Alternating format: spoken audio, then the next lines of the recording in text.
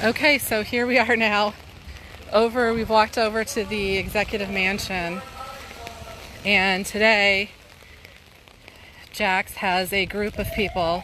We are standing in the rain, it's true, and he has his bullhorn. So he's talking to the governor and all of these people.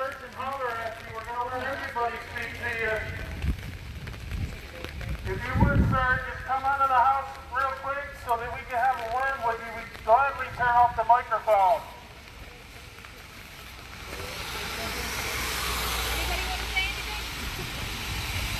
The last 9 weeks, sir, we've been without any kind of funds.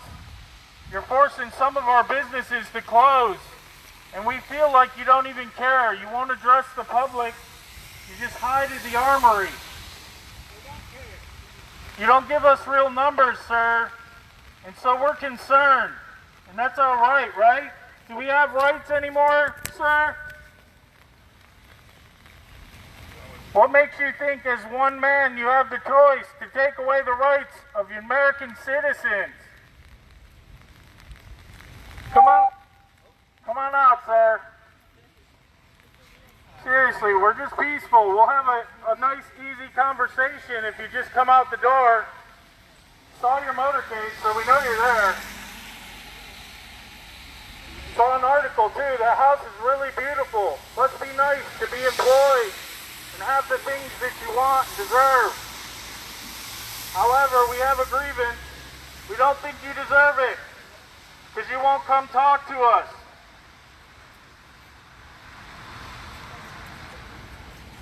I'm sure you know my buddy.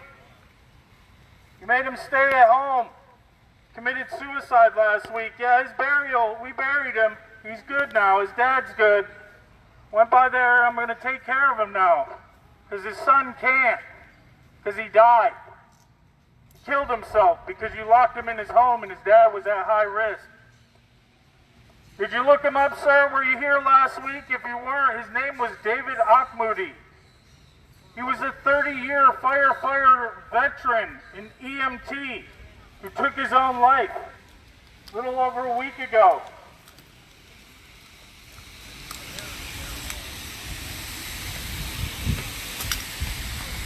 Sir, we're tired of the statistics and the numbers. We want our freedom. We want our Constitution back. Anybody want to say anything? It's important. Hey guys, it's important for him to hear more than just one person, and that was the whole reason I did this. Come on over on the other side. This side. Yep, just like a walkie-talkie. I see absolutely no reason why every business in this state cannot open and operate safely, like the grocery store and the liquor store that I patronize. And I don't need anybody, not you and not any other government official, making the decision for me whether or not it's safe to go into those businesses. If they open in an unsafe manner, I have the option of leaving. And that is my choice. It is not your choice. Amen.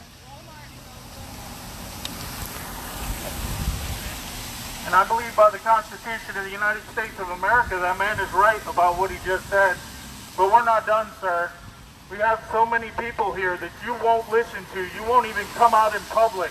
You won't even come out of your own house to the front door and acknowledge us like we're actually human. So, sir, I have somebody else that wants to speak to you. Hi, I'd like to bring light to... Can you hear me? I would like to bring light to another situation. People are losing their jobs, which means people are going to be putting their children at risk. And I have been trying to become a foster parent for 3 months. I was in the middle of my classes, and because of the closure, my foster parent classes have been canceled. I want to take care of children. I want to help. I'm blessed that I can work right now. I'm blessed that I'm able to. And I want to be able to help, but I can't meet with my group so I can finish being a foster parent. I want to help these children. And there's so many of us that aren't here that want to be foster parents as well. In my situation, My children are waiting for me in Kentucky, and because of state law, I cannot bring them home right now. How many parents are out there who would like to be foster parents, who want to sit down and help, and they can't help because we can't get licensed? That's something I see no reason why we can't meet online and finish our classes online so that we can be there to help serve our community. We want to serve. Please, let us serve our community. Let us help our children because they're going to need us. These families need us. Families aren't working. They're going to need help, and we're ready to help them if you would just let me help them. Good job. Good job. Good job. Yeah, and so if you didn't hear me last week about the disabled children that aren't allowed to go to school, you know, their development school is necessary in order for these children with disabilities to make it in life. And you've taken that away from them as well. So not only are you preventing foster children from having true homes and families, but now our disabled can't go to school either. See all these children that came out here just to see you walk out that door and give us the real excuse, because that's what it is, an excuse to why you've closed down and taken away their freedom to learn. Anybody else want to speak?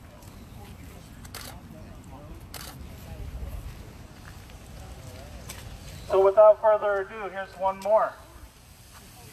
You gotta hold it kind of close to your face. Good morning, Mr. Cooper. I do not respect your unconstitutional, illegal orders for us to stand down and close our businesses. I consider you not my governor. I'm a former police officer, and when I took the oath of office, I swore to uphold the oath of office. You didn't do it. You're not doing it. You're a commie, socialist fraud. You're seditious. You're treasonous. You need to be impeached. You've done nothing but destroyed the North Carolina economic and the values of our citizens. I hope you find your way soon in November away from our mansion. We own it. We pay for it. I have zero respect for you. None. Thank you, sir. Yes, sir. And that's kind of funny, sir, how he would mention God, because some of us standing here believe in God and believe that our Constitution was written in his image as well, so that we could be free, so that we could have rights that you would never be able to take away. But unfortunately, sir, you've taken those away. And we're only allowing you enough time to reach back out and fix this. Because the American people will not sit down. We are going to be here. And steps are being taken that you're not going to have any control over. And right now, you need to jump over this fence, open that door, and come out and have a civil conversation with us. Let us, I believe a couple of gentlemen here have a constitution for you, because we know now that there is not one on the premises. Does anybody want to say anything? Do any of the kids want to speak? Yeah, okay. Well, you have to. You have to.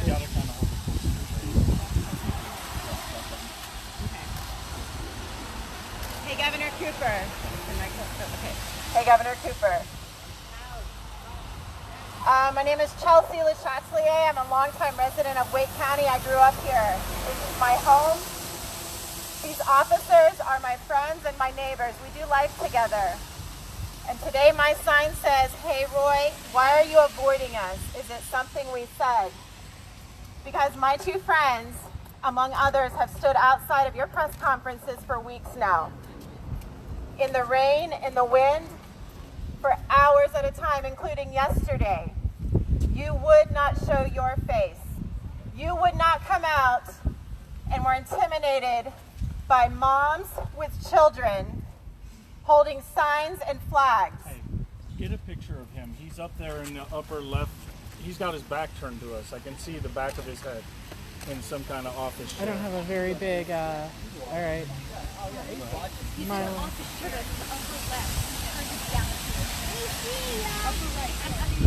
Upper left-hand window, guys, his back is faced to us. I just want to ask why moms with their children your building, your press conference, until we have left. I want to know why you cannot pick up your phone when we call you. You cannot answer an email when we are asking, where is our stimulus check? Where is our unemployment? We cannot feed our families. We are losing our homes. We have family members who are suffering in their mental health, and you do not care. I want to know, after standing outside of your press conference for 3 hours yesterday, within 3 minutes of us dispersing, you got in your car with your detail and you left. I want to know why we are so intimidating that you cannot have a conversation with us.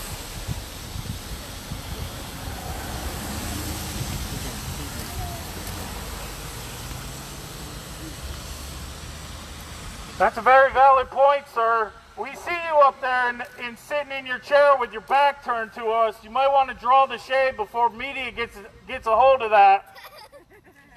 You know, we already know just by you not coming out that door and speaking to us that you've already turned your back on us, but you don't want that picture in the newspaper. I assure you that. Now, you made a promise to us that you would help us and get us money so that we could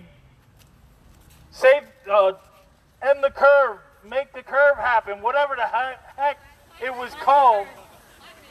We don't even know anymore because you won't give us the numbers. You won't give the CDC the numbers, but somehow the media has the numbers, and you want us to believe it. Come on out of the house, sir. Come have a talk with us. I'll put the megaphone away. We'll have a civil conversation.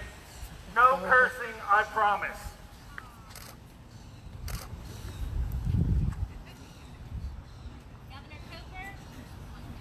Governor Cooper, can you hear me? Your Senate heard me yesterday.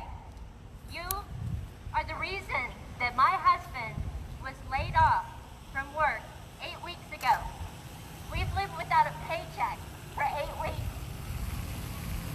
He is a retired soldier. If we did not have his retirement, we would be homeless.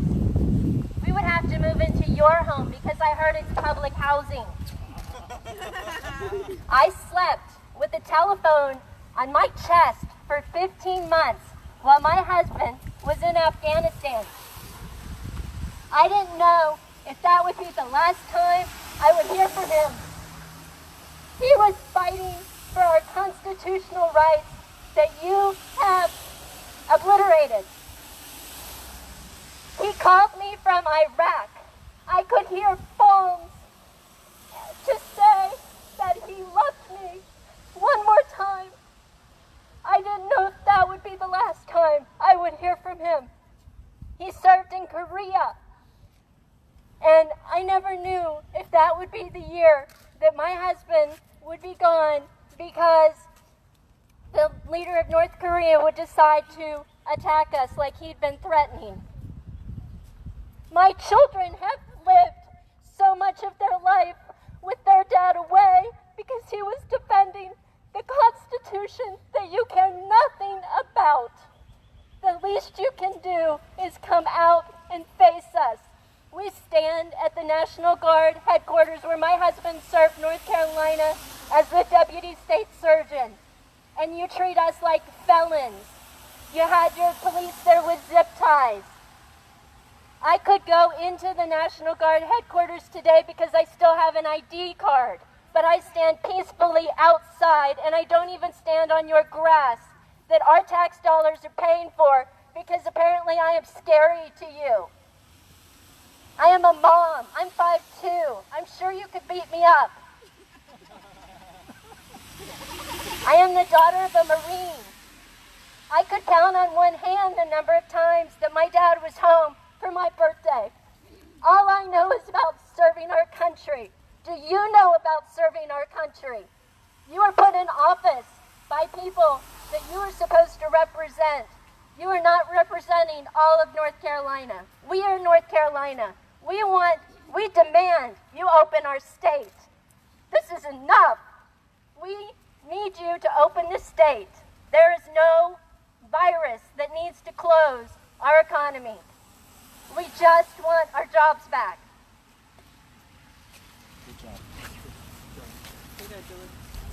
I know it seems like you might lack the intestinal fortitude to take your rear end out of that chair, sir, come down to the front door and open it up and face real Americans.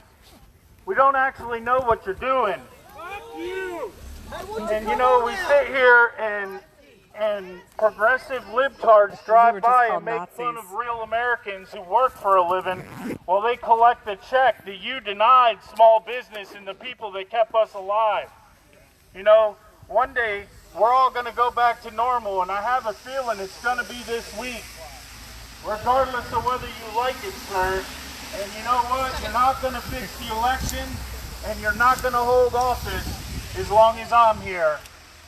You arrested me on your orders for allegedly opening. So I'll have my day with you, sir. Go ahead, turn around that chair. Come on down, open the door. Let's have a conversation about how you just, yeah, there you go. I appreciate you looking out here and kind of acknowledging us. Now I need you to pick your LPCs on. Come on down to the front door and address me. Yes, you had me arrested for allegedly opening my shop against your order. You'll hear more about that, I'm sure. Chelsea.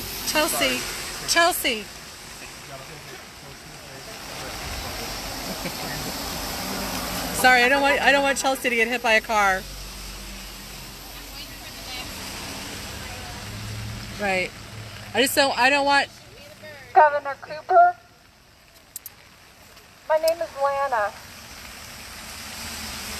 I've been a resident of Wake County since 2006. I know that you might have entered your political office with great intention to create change.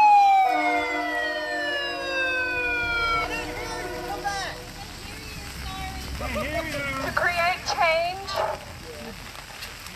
for your people. And right now, I see that you have gotten up out of your chair and you've turned off the light. And right now I'm praying for you and with